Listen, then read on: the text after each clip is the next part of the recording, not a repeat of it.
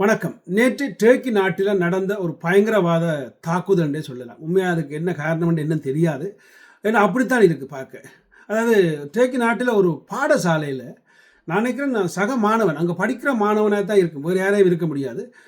துவக்க கொண்டு போய் பள்ளிக்கூடத்தில அந்த மாணவர்கள சுட்டு, அதாவது கிட்டத்தட்ட 8 மாணவர்கள் உயிரிழந்திருக்கிறார்கள். ஒரு ஆசிரியர் உயிரிழந்திருக்கிறார். அடுத்தது 13 பேர் காயம். அந்த பாடசாலையில என்னத்துக்காக இப்படி ஒரு வன்மத்தை கொண்டு அந்த மாணவன் கொட்டினான்னு தெரியல. அதாவது பார்த்தீங்கன்னா, அந்த வீடியோ பார்த்துருப்பீங்க அநேகமான நாட்கள். அந்த பாடசாலையில 2ஆம் மாடியிலிருந்து அந்த மாணவர்கள் எல்லாம் குதிக்கிறார்கள். ஏன்னா சுட்டு சாவர விட கால் முறிஞ்சு போகலாம்னு தான் அவர்களுடைய நோக்கம். அது அப்படி குதிக்கிறார்கள். குதித்து ஓடுறார்கள் காட்டுக்கு எல்லாம். பார்க்கும்பொழுது பயங்கரமாக இருக்குது.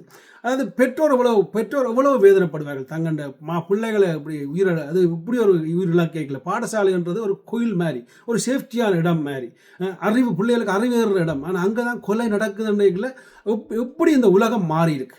அதாவது இவர் ஏன் சுட்டார்ன்றது என்ன காரணம் தெரியாது. இது டெரோ அட்டாக்கோ அல்லது என்னென்னு தெரியாது, காரணங்கள் தெரியாது. ஆனால் இவருக்கு ஒரு மனநோயாக இருக்கலாம். இவர் அந்த மாஸ்டர், அதாவது அந்த சுட்டு கொன்றாரு அந்த ஆசிரியரும் அடுத்தது மற்ற 8 மாணவர்களும் கொல்லப்பட்டாங்க. அது சில நேரத்தில், அதாவது இது என்னுடைய கற்பனை, மனநோயாக இருக்கலாம். அதாவது இந்த உலகம் இப்போ மனநோயெல்லாம் பல விஷயங்கள் நடந்து கொண்டிருக்கு. ஏன் டொனால்ட் ட்ரம்ப் கூட இப்போ மனநோயெல்லாம் இந்த யுத்தத்தை செய்து கொண்டிருக்காரு. அப்படி கொஞ்சம் நிலையெல்லாம் இப்போ போய்கொண்டிருக்கு எல்லா பக்கத்தாலையும்.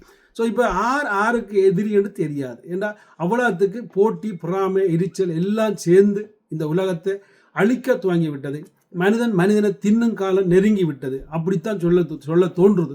அதாவது இப்போ இனி காலங்களில் இந்த பாடசாலை முழுக்க ஒரு காவல்துறை நிரந்தரமாக காவலுக்கு நிற்கிறது சேஃப்டியாக இருக்குமோ என்று எனக்கு ஒரு எண்ணம் தோன்றுது. ஆனால் சில நேரத்தில் பொறுத்திருந்து பாருங்கள், எல்லா பாடசாலைக்கும் ஒரு காவல்துறை நிச்சயமாக இவர்கள் காவலுக்கு விடும் காலம் நெருங்கும் என்ற மாற்று கருத்தில் முடிஞ்ச அவங்களோட கருத்துக்களை கீழே பதிவிடுங்க.